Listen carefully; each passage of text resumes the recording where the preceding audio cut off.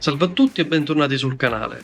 I video dei viaggi per la stagione 2024-2025 sono stati già tutti pubblicati, quindi abbiamo avuto un'altra serie turca per quello che riguarda proprio il viaggio che abbiamo fatto in Turchia nel 2024 e il viaggio fatto in Croazia. Se avete perso questi video andatevi a recuperare. E oggi parleremo di un argomento un po' particolare, proprio al rientro dalla Turchia o sotto i commenti dei video o privatamente su Facebook, sui nostri socials. È una domanda che ci è stata posta molto spesso è il funzionamento delle autostrade turche, anche se per quello che riguarda il sistema multe e il pagamento delle autostrade attraverso il sistema HGS.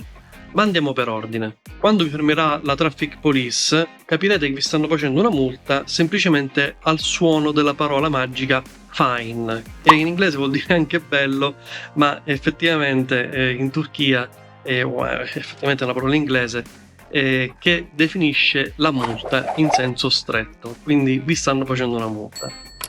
Se non avete fatto infrazioni di tipo classico, tipo sorpassi, che ne so, sensi vietati, eccetera, eccetera, non vi dovete stupire se vi stanno facendo una multa per eccesso di velocità. Ma senza autovelox a seguito, come fanno a contestarti la velocità? Il sistema delle multe in Turchia è praticamente automatico ed è supportato da una centrale operativa che monitora il passaggio della vostra motocicletta, quindi della targa, attraverso delle telecamere. Se in quel momento state superando il limite di velocità previsto, automaticamente una pattuglia a qualche chilometro di distanza, ma neanche tanto, vi fermerà e vi contesterà l'eccesso di velocità. Quindi di fatto la Traffic Police non ha l'autovelox a seguito, o almeno tendenzialmente non ce l'ha. Potrebbe anche averlo e usarlo, ma tendenzialmente non ce l'hanno. E in sostanza questa centrale operativa manda il verbale su un computer portatile della Traffic Police e non farà altro che stampare il vostro verbale e notificarvelo. Molti viaggiatori, me incluso, si sono stupiti di come sia stato possibile prendere una sanzione pur essendo sicuri di non aver infranto i limiti. E qui viene il bello. L'errore più comune che viene fatto sulle strade turche da noi motociclisti è quello di rispettare il limite di velocità esposti nei cartelli stradali. Ebbene, dovete sapere che i limiti di velocità esposti nelle strade sono riferiti alle automobili e le moto hanno dei limiti in difetto sul valore numerale esposto nei cartelli. In sostanza, quello che vedete esposto nel cartello vale per le auto, ma non per le moto. Le moto hanno dei limiti inferiori che andremo a vedere. Quindi andiamo a considerare una moto di categoria superiore alle 125, quindi una moto sopra i 125 cm3, e andiamo a considerare le varie tipologie di strade. Vi metterò un cartello mentre parlo che ho scaricato dal sito ufficiale delle strade della viabilità turca. E come potete vedere sulla striscia in alto, guardiamo, io l'ho fatto tradurre a Google, vediamo la scritta automobile. Entro l'insediamento km/h 50, questo vale per tutti tranne i motorini quelli piccolini, ecco, le moto di bassa cilindrata. Poi abbiamo la traduzione sulle autostrade interurbana a doppio senso, km/h le macchine vanno a 90. Sarebbero praticamente le strade a doppio senso di marcia, lasciate stare che c'è scritto autostrada. E poi abbiamo invece sulle strade divise, il limite delle auto arriva a 110, ma possiamo cominciare a vedere che andando sotto il limite per le motociclette incomincia a essere più bassino. Vedete che si abbassa motocicletta 90, quindi abbiamo già una differenza di ben 20 km/h. Se scorriamo sulla destra vedremo poi le autostrade, ovvero quelle più comunemente chiamate autostrade, quelle a pagamento, quelle a 3 corsie, quelle enormi tra virgolette. Le auto hanno un limite di 130. Attenzione, abbiamo anche dei tratti stradali dove il limite arriva a 140, sono le autostrade quelle più nuove. Me ne viene in mente una, quella che porta sul ponte dei Dardanelli, quella è un'autostrada nuova ad esempio, il limite è 140, ma non è per le moto 140. Come potete ben vedere, sulle autostrade le motociclette hanno un limite di 100 km/h, quindi ben al di sotto dei limiti delle auto. Le maggior sanzioni però che si prendono sono sulle strade cosiddette divise, ovvero mentre le auto hanno un limite di 110, le moto hanno un limite di 90. Non vuol dire che non si possono prendere multe in altre strade. Per esempio, io l'ho presa su una strada a doppio senso, quindi con limite per le auto 90 e limite per le motociclette di 80. Io ho superato il limite di, credo, se ricordo bene, di 2 km orari. In questo limite di 80 c'è una tolleranza che è all'incirca il 3%. Infatti troverete dei cartelli strani con la scritta 82 per le moto. Sono dei cartelli molto rari, ma li troviamo comunque in questi tratti stradali. Quell'82 è già compreso della tolleranza per le motociclette, poi c'è la tolleranza per le auto, eccetera, eccetera, eccetera. Quindi, come possiamo ben vedere, i limiti per le moto sono nettamente più bassi e devono essere rispettati appena di prendere una multa, come ho fatto io. Bene, ma come si pagano queste autostrade? È una domanda che mi è stata fatta, penso, migliaia di volte. Il tracciamento dei pedaggi autostradali in Turchia è automatico attraverso un sistema che si chiama HGS. Che cos'è? In sostanza è una tessera e vi espongo qui da qualche parte la forma della tessera, la foto della tessera, il sistema di tracciamento delle targhe. Qual è la rogna? La rogna che per noi stranieri che andiamo in Turchia è quella di fare questa famosa tessera HGS, che è una tessera scalare sostanzialmente, e bisogna per questo recarsi a un ufficio postale. All'ufficio postale dovremo presentare il documento con il quale siamo entrati in Turchia, carta d'identità, passaporto e quant'altro, e il libretto della motocicletta.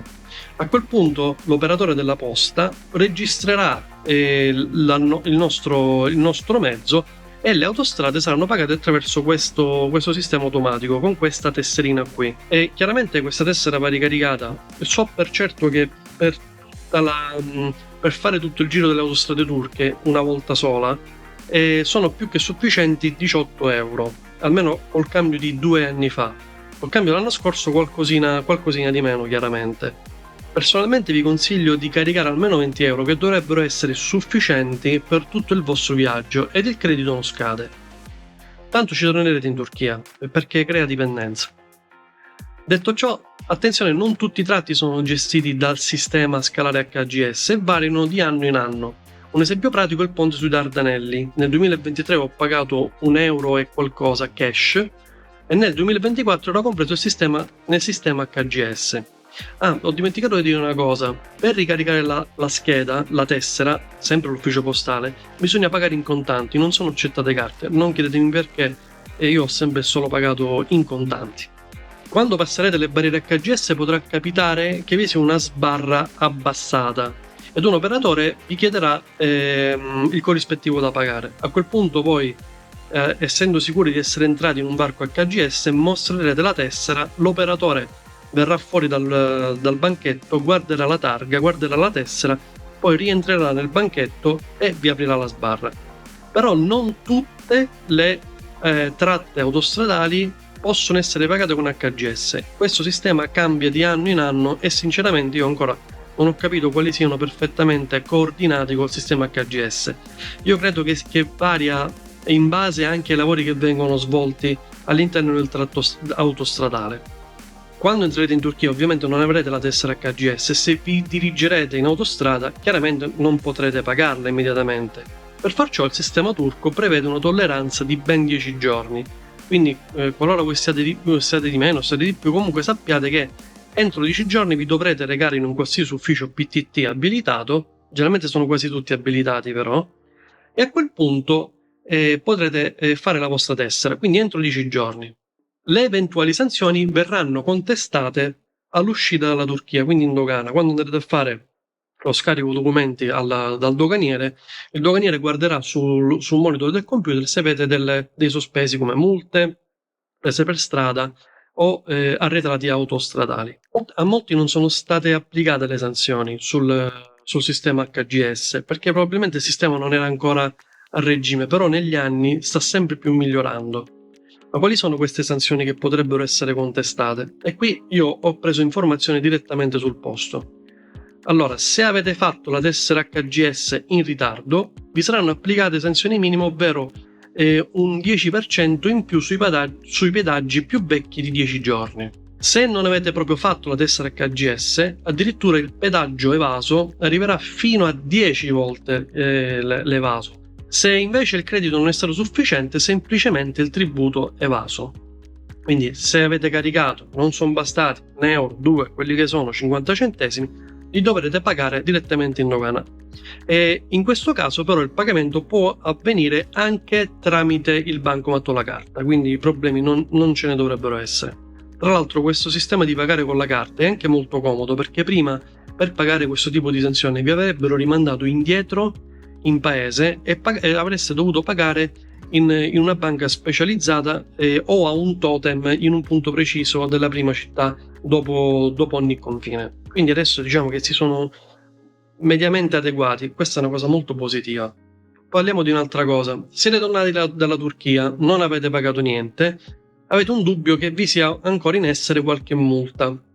Allora, il sito delle dogane e delle imposte turche, che si chiama Digital Vergi Dairesi, metto adesso una fotografia e vi faccio vedere qual è la pagina, quindi ovvero il sito delle imposte digitale, mette a disposizione di tutti gli utenti, anche stranieri, un format per poter verificare eventuali tributi evasi. Nella sezione pagamenti per veicoli con targhe estere, che vi faccio vedere adesso, inserendo la propria targa potrete verificare se vi sia qualcosa in sospeso. Personalmente nel 2023 avevo degli arretrati e volevo pagarli, ma non vi è stata la maniera per poterlo fare. Questo perché io ho già in previsione di andare nel 2024 e non volevo trovarmi a pagare una multa salata per qualcosa di cui effettivamente non avevo colpa. Avevo fatto in sostanza nel 2023 la tessera HGS in ritardo dopo 10 giorni, quindi i pedaggi prima di 10 giorni mi sono stati contestati, ma era roba di poco, roba di qualche euro. In ogni caso io sapevo di avere qualcosa da pagare e di fatto l'ho pagato poi in uscita nel 2024, ma senza sanzioni, solo il tributo evaso. Effettivamente il sistema ha funzionato discretamente bene per quello che mi riguarda. Penso di aver risposto a tutte le domande. Qualora abbiate ancora dei dubbi, scrivete qua sotto in descrizione la domanda, io cercherò di rispondere al meglio delle mie possibilità. Con voi ci vediamo forse farò qualche video recensione in futuro. Io sto lavorando già per il 2025 e tra l'altro anche per il 2026. Nel 2025 farò una cosa un po' più tranquilla, nel 2026 probabilmente ci sarà da tribolare un po' di più, ma questa è un'altra storia. Grazie a tutti e se avete piacere lasciateci un like per simpatia o un'iscrizione, quello che vi pare. A presto, ciao a tutti!